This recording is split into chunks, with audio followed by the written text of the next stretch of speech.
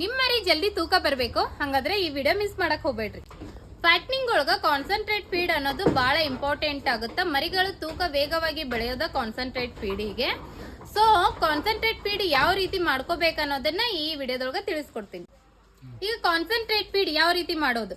40% ಮೆಕ್ಕೆಜೋಳ, 37% ಅಕ್ಕಿ ಅಥವಾ ಗೋಧಿ ತೌಡು, 20% ಶೇಂಗಾ ಹಿಂಡಿ ಅಥವಾ ನಿಮ್ ಕಡೆ ಯಾವ್ದು ಹಿಂಡಿ ಅವೈಲೇಬಲ್ ಐತಿ ಅಂದ್ರೆ ಕುಸ್ಬಿ ಹಿಂಡಿ, ಎಳ್ಳಿನ ಹಿಂಡಿ, ಸೂರ್ಯಪಾನ ಅಂದ್ರೆ ಸೂರ್ಯಕಾಂತಿ ಹಿಂಡಿ, ನಿಮ್ ಕಡೆ ಯಾವ್ದು ಸಿಗುತ್ತಾ ಕಡಿಮೆ ಬಜೆಟ್ ಒಳಗ ಅದು ಆ ಹಿಂಡಿನ ನೀವು ಬಳಸ್ಕೋಬಹುದು 20%.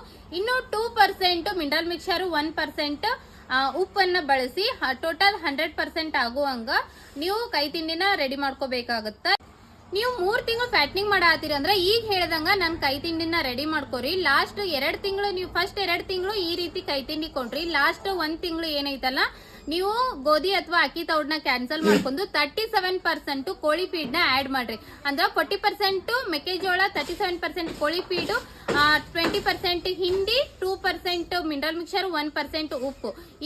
ಈ ಪ್ರೊಸೀಜರ್ ಲಾಸ್ಟ್ 1 ಮಂತ್ ಮರಿನ ಸೇಲ್ ಮಾಡ್ತೀರಿ ಅಂದ್ರೆ ಲಾಸ್ಟ್ 1 ಮಂತ್ ಕೊಡೋದ್ರಿಂದ ಮರಿಗಳು ಚೆನ್ನಾಗಿ ವೇಟ್ ಬರ್ತಾವು. ಮರಿಗಳು ಚೆನ್ನಾಗಿ ವೇಟ್ ಬಂದು ಅಂದ್ರೆ ಒಳ್ಳೆ ರೇಟಿಗೆ ಮಾರಾಟ ಆಗುತ್ತಾ.